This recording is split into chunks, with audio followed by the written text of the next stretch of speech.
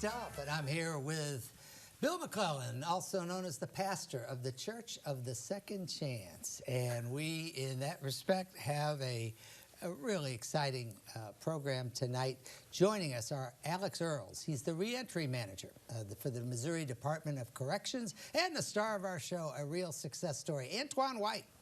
And he's going to be discussing the program and the efforts that the Department of Corrections has engages in to help in the critical role of helping people who were incarcerated, when they get out, make their lives better once they return to society. Let's start with you, Alex. Tell us a little bit about the efforts that the Department of Corrections. Yeah, absolutely. So first of all, thank you guys so much for having me. Definitely appreciate the opportunity to share, kind of the exciting stuff that we're doing. So we release a lot of individuals out of our prison system here in the state of Missouri. We can look at some statistics, about 13,000 annually. That's a lot of people coming in back to our Missouri communities across the state. We really got to make sure that we're putting them back into our communities a little bit better than when they came in. So that takes a lot of things. We kind of base it off of a few things. We provide education and programs to kind of work with giving some hard skills as well as some soft skills. And there's some kind of cognitive thinking, behavioral interventions.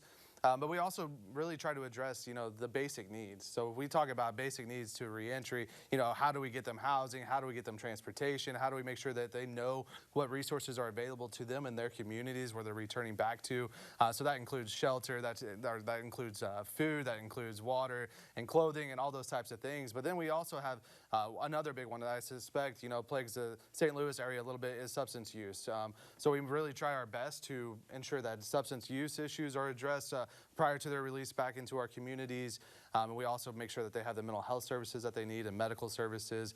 We have a big push right now for employment to make sure that they're coming back out into our communities, able to work, ready to work, and just really be able to highlight that. So another big piece of it is making sure that we prepare them to go back into their family units. After somebody's taken away from their families for an extended period of time, going back to their families is always a challenge. Dad or mom was away from the home for a little while. So how do we prepare them to go back into that family unit? Because it's so important. So as we think about reentry, it is a very overarching, all-encompassing type of service that we begin to provide at all of our facilities throughout the state. Okay, and Anton, why don't you give us a brief biographical sketch about yourself, how old you are, where you grew up, and when you got in trouble, and then how you succeeded. So thanks for having me. Honored to be here and share this story with you guys. So I'm 45 currently. My birthday's next Friday. I'll be 46. Happy birthday. Thank you. Thank you. Child, Antoine. I wish, but so I started getting in trouble. I grew up here in St. Louis. I was born in Illinois, right in East St. Louis, so I was raised in this region. And at the age of 16, I started getting in trouble as a juvenile. And as an adult, at the age of 21, I found myself incarcerated, running with the wrong crowd, participating in the wrong activities with bad guidance, I would say. And at the ripe age of 26, I was released from that. Okay, and when you were 21 and you were incarcerated, it was on what charges? Armed robbery. Okay. So I did 6 years on a 10-year stint for armed robbery, and I was released and came back into society just the day that I was paroled. So I went about finding a job, trying to adjust to society, and a few years after that, I found myself incarcerated again. And this time it was for assault against a family member, which happened to be a child. Right. So I did 10 years for that, and I was released in 19. The charges were in 09, and I was released in 19. So throughout my incarceration, the first time, I'm gonna go back a little bit, throughout my incarceration the first time, I had just participated in all the things that led me there in the first place. So when I came home, I was still kind of participating in the same thing. I didn't get it right. So the second time while I'm sitting there in prison, wondering where my life went wrong, I wanted to change. And that's where it started at, inside of Bowling Green in Missouri institution. So, Was it with help from the prison, or was this just an inner thing mostly yourself? the institution helped me and guided me towards where I ended up. Okay. But the decision to turn it around, it started with myself. Okay. It started with the family that I had neglected over the years by being in prison. And I wanted to get it right. So I changed my heart, and the Department of Corrections helped me change my mind. Okay. So with that, I entered what's called the Transition Center here in St. Louis, and the Father Support Program. And they guided me back to society the way that I should have been from the beginning. And now I find myself in a position where I'm able to be productive. I pay taxes not just one way, but two ways. I work full-time, and I'm a business owner. Yeah, let's talk about that briefly, and then I want to ask you a couple of questions about this program. But Antwane, where are you, for those, we got a chance to talk to you before we came on there. Tell us where you are now, what you did as you got out vocationally, and then how you've got, tell the folks where you are today in 2023. Okay, so while I was incarcerated, I took a CDL course that vocational training have inside of DOC, and it's a CDL class that teaches you. They actually have a simulator that you get up in like you driving a real truck. And I learned how to drive trucks while incarcerated, and then I was released to the Transition Center, and I went through the program there, guiding me with how to deal with the family, how to reacclimate back into society without the institutional thinking. So I ended up getting a job with a laundry company when I came home, and I elevated through that employment to just amazing heights. So when I started the job back in 19, I started out making $11 an hour. And in math terms, in a year, that's $22,000 a year. And that was in 2019. In 2020, I made $37,000 for the year. And in 2021, I made $87,000. Really? Yes. In 2022, I made $102,000. And in 2023, I'm on pace to make $120,000. And it's all from hard work, dedication, and commitment to being better than what I was, because I know I'm capable of it. No, you say you did CDL training in prison? I mean, driving. Yes. And I've never heard that. I mean, you have a simulator that you learn how to drive trucks in prison. Yes. That's interesting. How long have you had that, Alex? So we've had that for a number of years. We have a couple of different facilities that have the our CDL program. Northeast Correctional Center, which is in Bowling Green, Missouri, as well as Farmington Correctional Center, which is down in Farmington, Missouri, where we train our population to become truck drivers. Because if we look at the needs in our economy here in Missouri, the need for truck drivers is through the roof. I mean, there's employment opportunities for licensed drivers that come out. You know, and a lot of people will ask, well, how do you actually get them physically licensed? How do you do those types of things? So we don't necessarily allow them to drive actual trucks to get the actual training in behind the wheel, but we do all of the written certifications and stuff like that. So they come out with their written tests already in hand, so they can go into, and the federal government recently changed some guidelines in that to require some extra additional training behind the wheels. But aside from that, they come out with the written tests already in hand and able to go and get their driver on the job training and behind the wheel, and then they get fully licensed. Antwane talked about two different pictures, one in, I believe, 2006, and then the one more recently, and obviously it's to your credit what you did. From what, I don't know, how long have you been at the DOC? So I've been with the department a little over 7 years. Okay, has the Department of Corrections approach to this changed from, say, 2006? Not to, isolate so much on Antwane's case, I think but I can answer in that. the last 15, 20 years, Absolutely. how much, talk about what's changed in that Yeah. period. So I'll give my perspective, and I think Yeah. I think he's got a good Absolutely. perspective Right. too. So I'll tell you just kind of from an administrative perspective. We had a change of our directorship a few years back, and they really began to just identify culture. So that we worked on our culture inside with our staff. We really had to make sure that we, as a team, as a DOC unit, as a whole, as a entire department, that we, made sure that we were taking care of each other, that we became the culture, that we invested and cared about our team and our staff. So that really played a big role into helping us get to this point where we're at today, because we had to go through that kind of transformational approach to the culture, because for so long people have this ideation that we're gonna put people in prison, we're not gonna help them, we're just gonna leave them in there, they're gonna come out, whatever. We don't really care about that population. So we've definitely changed our approach over the last few years to really make sure that we're more targeted and that we've invested in the right people. So we invested into staff, we invested into our infrastructure, we invested into resources and all those types of things so that we can better serve our clientele.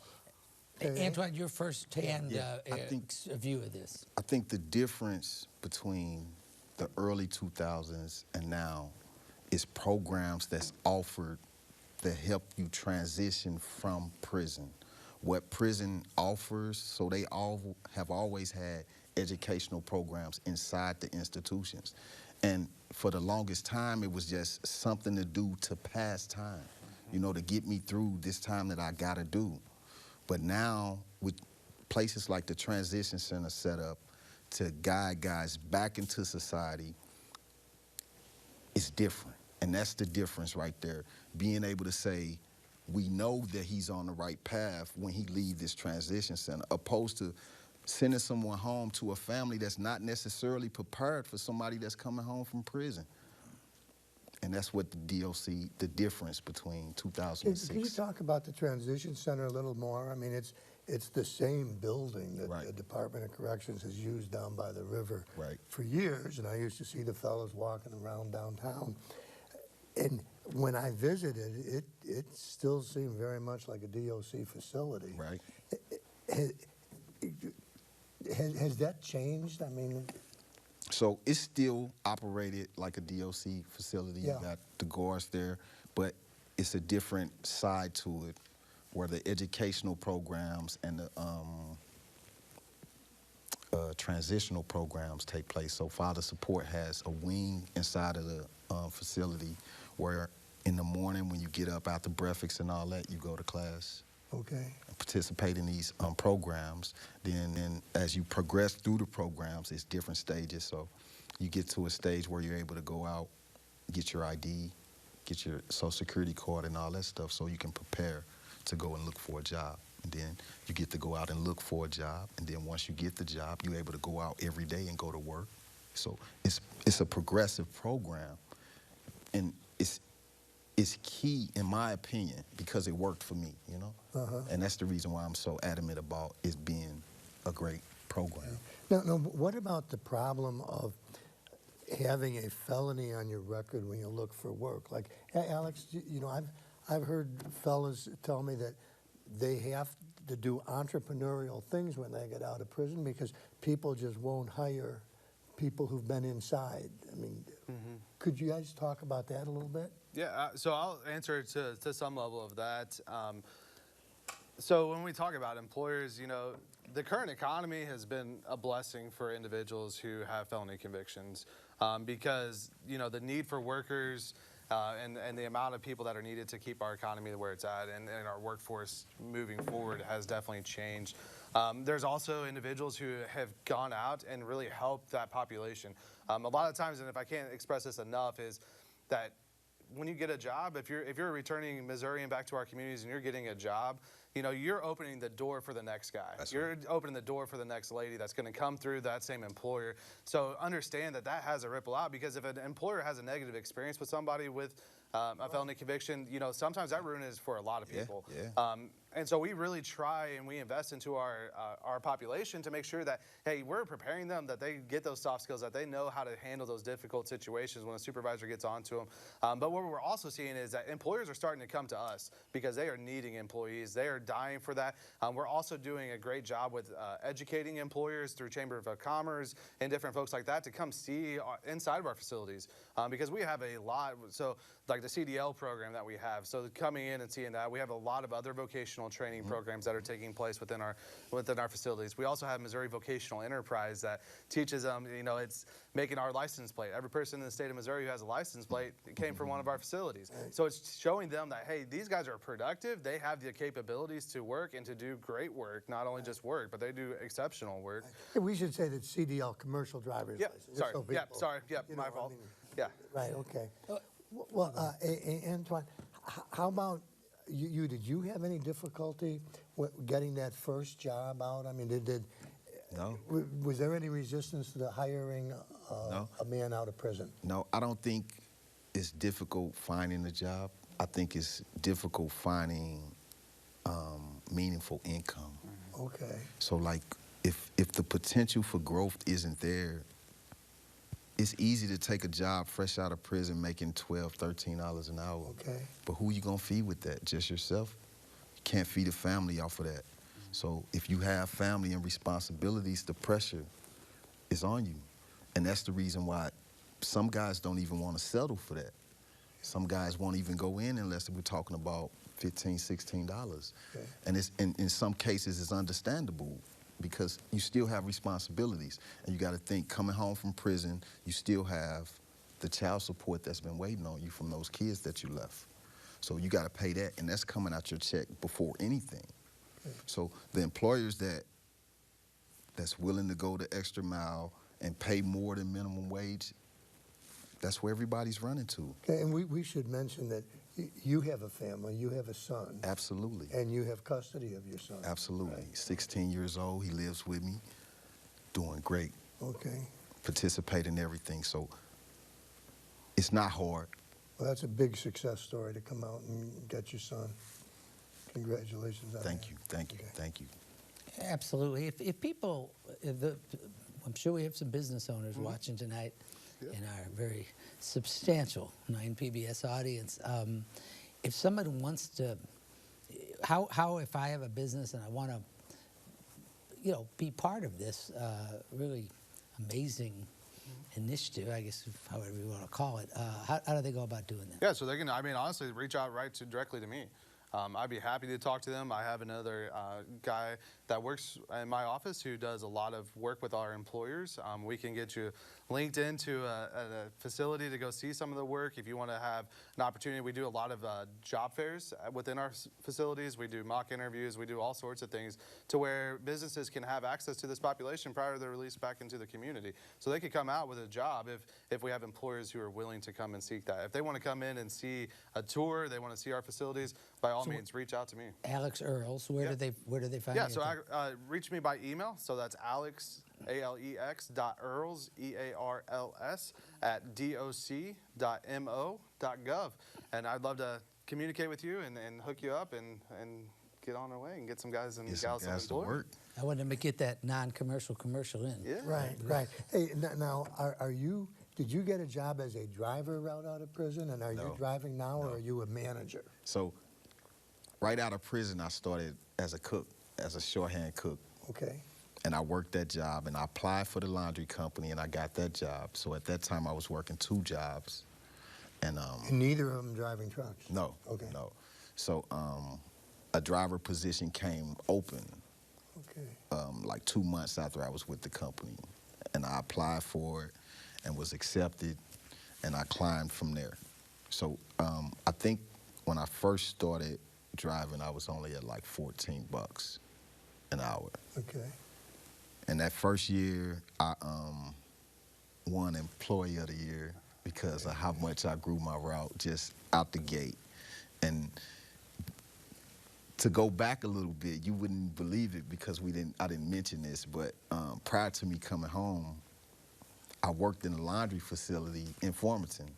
So the laundry facility in Farmington was a segue to the laundry that I'm doing today.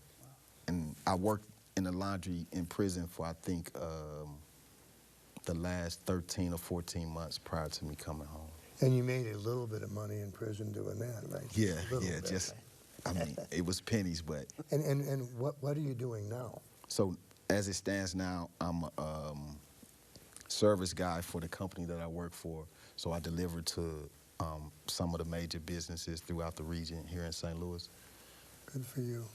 Good for you. Let's talk about the personal side of this, if to the extent you want to, and that is, I mean, your story is just on its face very inspiring, but I'm kind of interested in how two different sets of people responded to you, let's say the second time, and that is your family and the people that are close to you, and then the folks that you shouldn't have been running with the first time. Do you hear from them, and are they out of your life completely, or are any of them maybe looking at your situation and realizing, seeing the light? I mean, to the extent you're comfortable talking about either. The bad guys in my life are extinct. I don't deal with that anymore, but I have friends that I have been acquainted with for 30 years, and it's 3 of them, and 4 including my little brother, so we're going to include him in it too. But out of the 4, 3 of them are business owners, and the 4th one is invested in real estate right here in the city of St. Louis. So the people that I surround myself with since I've been home this time has been awesome in my life, and that's including my family, my daughter, who has my grandson, my son, my mother. So the support system, and that's one of the things that's lacking in a bunch of guys that come home from prison. People are afraid of what he's just gonna go back, and we're not really giving guys chances, you know? So not only do society have to be accepting of it, first it starts at home. So if we can get the families need help. He was gone. He on his way home. He needs some help, you know? I needed help, and I just so happened to have people that was there to help me. Obviously, you got to want to put Antwane White on a poster, right? Absolutely. But what about people? Where is the department in terms of how it handles either people? Obviously, I think if people just go south, then they're coming back to see you probably. But how about the folks? Are you able to monitor the people that are kind of in the middle somewhere where they're trying to get back but they're struggling? I mean, what does that fit into the equation of what you do as the reentry manager? Yeah, so it depends kind of where they're at in their walk back through life. If they're back in the community, we have a great probation and parole staff that, you know, kind of monitor that, make sure that we get them the leg up and the supports that they need to continue to thrive in the community. If they're inside of our facilities, you know, we make sure we're targeted in that. We're moving our approach to more of an individualized approach. So often you kind of just throw a blanket over everybody. Everybody fits in the same box, right? But that's not individuality. That doesn't really help an individual. That doesn't help them find, you know, what they're struggling with. So we're taking a more of a targeted approach, making sure that we assess them for who they are, making sure that we're addressing their risks, their needs in an appropriate manner. So we begin to look at that. So if somebody begins to struggle, it's like, okay, so they're struggling in this area. Let's find a resource. Let's find a tool that's going to help them and get them back onto the right path. Because you know, we see it. There's circumstances that happen within facilities in our communities and stuff like that that you know, could have an adverse or negative impact on an individual. So we try our best to kind of take the situation for what it is, but also work with the individual to make sure that we can, you know, try to steer them back into the right direction. And this is a program from the women. Oh, I'm sorry. I was just going to ask what the recidivism rates are. So recidivism rates, it kind of depends on how you calculate those. So a lot of people get hung up on, you know, recidivism rates. What does it look like? I would say Missouri right now, we're a little bit below national average. I don't want to quote exactly where we're at, but we're somewhere in the 30 to 40 percentile of recidivisms. And it kind of depends on, and I can give you, you know, we have some publications on our Department of Corrections website that has some of that information and kind of the That's like 30 or 40% of the people come back in. Is that what it is? Yeah. Which is okay. Yeah. So which we're trending in the right direction. Because we're beginning to see that impact, and a lot of that is because of kind of some of the changes that we're doing with our community supervision. We're not just revoking people immediately for, you know, having some different hiccups, and we talk about, you know, how we steer them right back. You know, our revocations are a little bit down, and we're really trying every ditch effort that we can to keep them in the community, keep them, you know, and get them those services that they need. Okay. Antwane, we're in the last minute or so we have. What is your message to the people out there that, you know, probably many people have this sort of lock them up and throw away the key mentality. You obviously are a pretty inspirational example of why that isn't a great strategy. What's your message to folks that are watching this? I think my message would be forgiveness is key, you know. Everybody has a past. Everybody's been through something, and everybody's done something. The difference is the ones that's coming home got caught. They got punished for it. And they deserve a second chance, you know? So here in society, we throw away the ones that we don't want back. We give them life. They can't come home anymore. So the ones that gets that opportunity, they did their time. And they deserve a shot at the American dream like everybody else. Anything to add to that, Alex? I mean, I agree. I mean, treat people for people. You know, we've all made mistakes in our lives that could have landed us in bad situations. We have to begin to treat people as people, give them the resources. Doesn't matter what their background is, doesn't matter what they identify as, doesn't matter any of those types of things, any of that stuff. We got to treat humans as humans and truly give them an opportunity to find their own success. Okay, well, like Ray says, it's inspirational talking to you. Absolutely. And I guess we're just about out Very of good. time. You want to say hi to anybody? You want to say hi to your son or your daughter or Antwane. your company? Okay. Yes, sir. All right. Well, once again, Alex Earls and Antwane White, thank you both for your time and, as Bill suggested, your inspiration. We really appreciate it, and I hope people, took it all in and enjoyed it. Thank you so much. That's it for us. We will see you again next Thursday night for all of us at Channel 9. Good night.